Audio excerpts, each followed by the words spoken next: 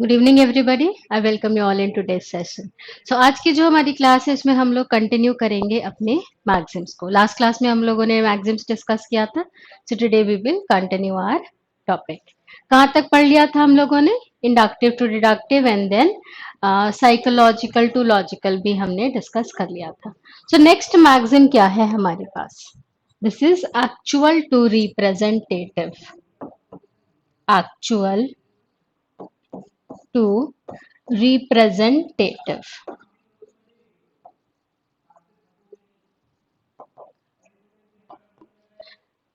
पढ़ क्या रहे हैं हम लोग? We are studying maxims. जो हमारा आज का टॉपिक है ये क्या है? Maxims of teaching. सो काफी सारे मैगजिम्स हम लोगों ने कल की क्लास में कवर कर लिए थे, आज उसके आगे से कंटिन्यू कर रहे हैं, right? And actual to representative. अब ये एक्चुअल टू रिप्रेजेंटेटिव जो है ये क्या कह रहा है कि जहां तक पॉसिबल हो वहां तक आप एक्चुअल चीजों को क्लास के अंदर लेकर के जाओ। जहां तक पॉसिबल है क्या करो? एक्चुअल चीजों को क्लास के अंदर लेकर के जाओ।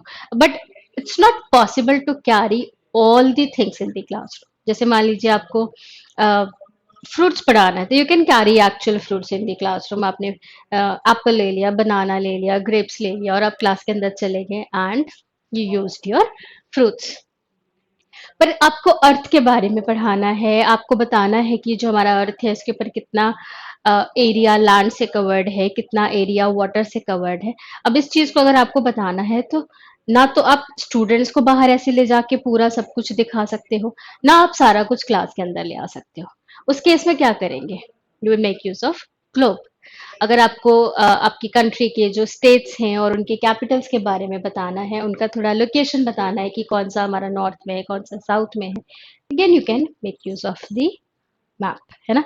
सो एक्चुअल टू रिप्रेजेंटेटिव। जहां तक पॉसिबल है कैरी एक्चुअल थिंग। उसके बाद नहीं पॉसिबल है तो we will go with the representatives. So carry actual things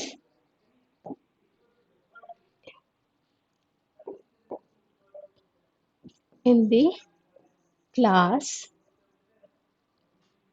and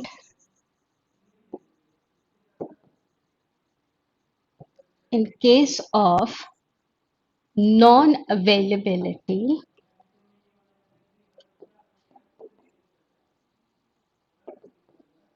consider the representatives. Consider the representatives. ये हो गया आपका एक्चुअल टू रिप्रेजेंटेटिव। अगला क्या है? Near to far. Next maxim is near to far. Near to far किस चीज के लिए यूज किया जा रहा है? This is used for examples. तो आप कोई भी टॉपिक पढ़ा रहे हो और आप उसके अंदर एग्जाम्पल्स लेने चाहते हो तो वो वाले एग्जाम्पल्स आप पहले लो जो उनको अपने आसपास के एनवायरनमेंट में देखने को मिलता है। नियर वाले examples. So suppose we are focusing on transportation, परिवहन के साधन पढ़ा रहे हैं और आपको ट्रांसपोर्टेशन के एग्जाम्पल्स लेने हैं, तो आप कौन से वाले एग्जाम्पल्स लोगे? वो वाले जो कि उन्होंने आसपास में देखे होंगे, नियर। पर ऐसा नहीं कि सिर्फ वही वाले एग्जाम्पल्स लेके योर जॉब इज डन। नहीं, आपको वो वाले भी एग्जाम्पल्स लेने हैं जो दूसरी जगह यूज होते हैं, जो किस कैटेगरी के अंदर आएंगे? फार वाली कैटेगरी के अंदर आएंगे। So while using examples, while using examples, preference should be given to preference should be given to examples from learners near environment.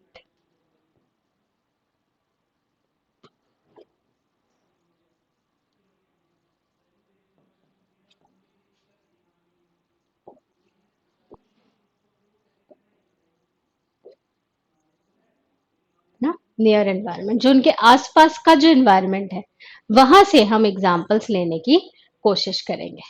अगला है whole to part. Whole to part. अब ये जो मैक्सिम है, ये मैक्सिम क्या कह रहा है, होल टू पार्ट वाला, कि जब भी हमें कोई लेसन पढ़ाना है, जब भी हमें कोई पोयम पढ़ानी है, पहले आप पूरी चीज पढ़ाइए। Teach the whole thing first, and then आप उसके अंदर के जो डिटेल्स हैं, उसके अंदर के जो पॉइंटर्स हैं, उस पे फोकस कीजिए। ठीक। तो जैसे मान लीजिए हमें कोई लेसन पढ़ाना है, तो हमने पूरा पहले लेसन पढ़ाया, सो दैट बच्चे को कहानी समझ आ गई, इससे रिलेटेड जो पॉइंट्स हैं, कैरेक्टर्स हैं, थीम है, मॉरल ऑफ द स्टोरी है, वो सब समझ आ गया। फिर हम गए उसके अंदर कि भाई हाँ, डिफिकल्ट वर्ड्स क्या है, उनके मीनिंग क्या है, उनके प्रोनाउंसिएशन क्या है, what are the important parts of speech used in the sentences, क्या नाउन का काम कर रहा है, क्या एडजेक्टिव का काम कर रहा है, वो सारी चीजें। टू होल टू पार्ट, पहले पूरी चीज, और फिर हम उसके अंदर के जो आपके पार्ट्स हैं उस पे फोकस करेंगे। किस केस में? While teaching lesson. So to teach story और poem, this maxim need to be followed.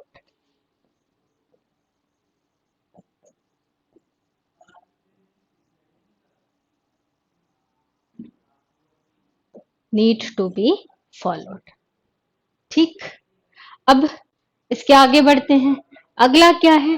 Definite to indefinite. Next maxim is definite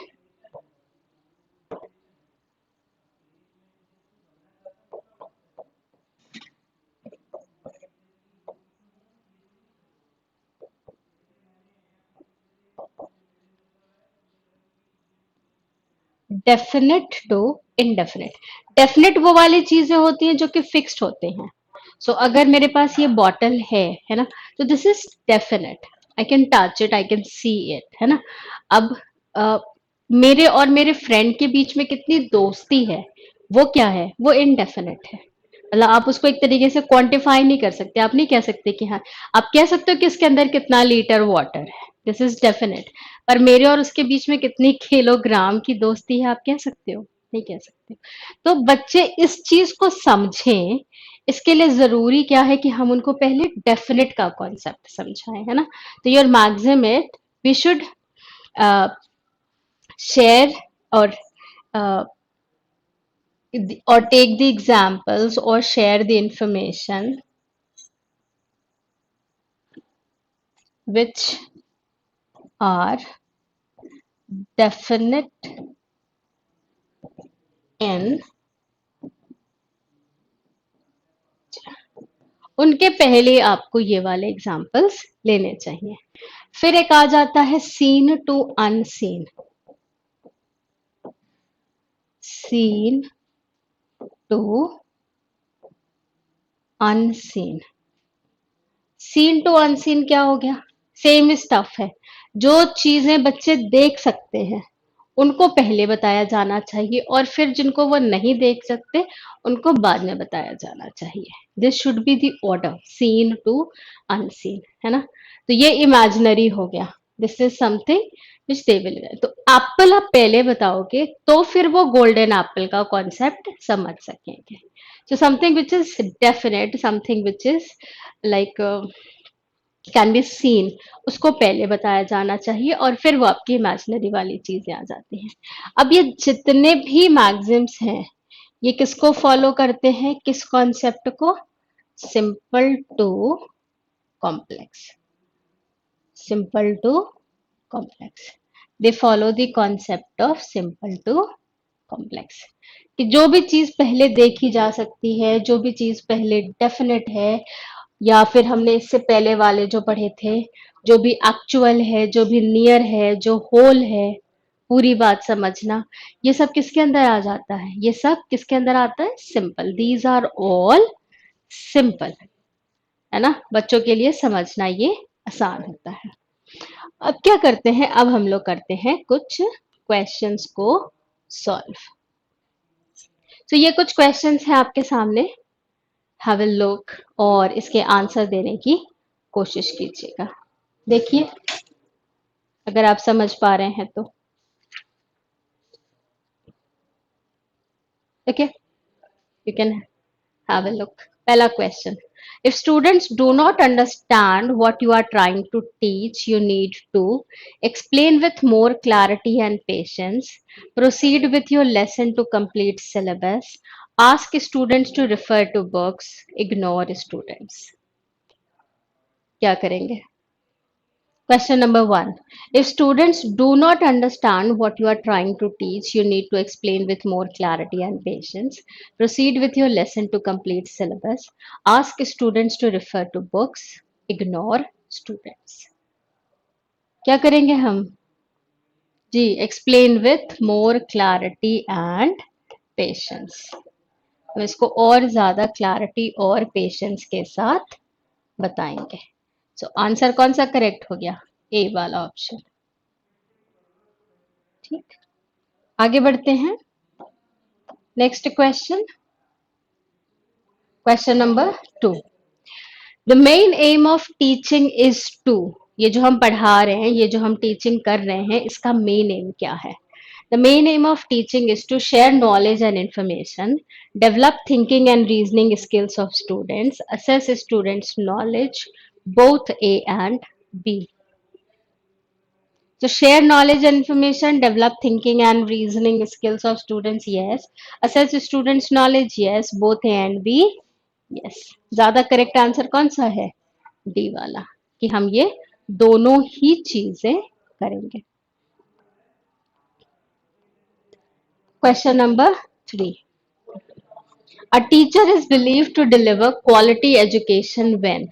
A teacher is believed to deliver quality education when there is high attendance in the class. Class के अंदर भरपूर attendance है, सारे बच्चे आए हुए हैं.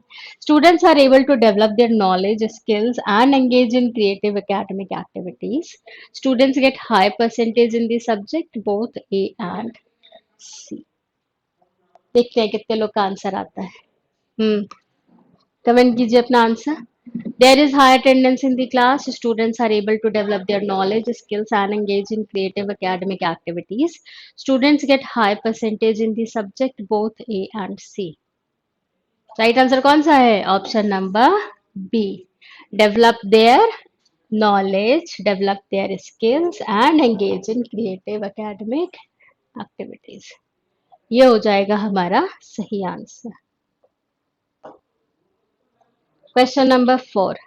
A teacher should set an examination that is easy to comprehend by the students, is easy for the students to complete within the duration, is complex and out of syllabus, no, develops the critical, logical and reasoning abilities of the students. कौन सा correct answer होएगा? Question number 4 है. 4 के लिए बताना है आपको. जी, develops the critical, logical and reasoning abilities of the students. Correct answer है. Question number 5. Teachers can help weak students by giving high marks, being friendly with the students, taking extra efforts to make them understand, listening to their problems. Question number 5. High marks नहीं, friendly से काम नहीं चलेगा. Extra efforts to make them understand. जो भी topic है नहीं समझ में आ रहा है उसको समझाने के लिए वो क्या कर सकते हैं? एक्स्ट्रा एफर्ट ले सकते हैं.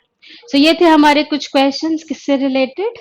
इंग्लिश की पेडागोजी से related. We will solve more such questions in our next classes and also cover various topics. आज के लिए इतना ही. Take care, bye bye.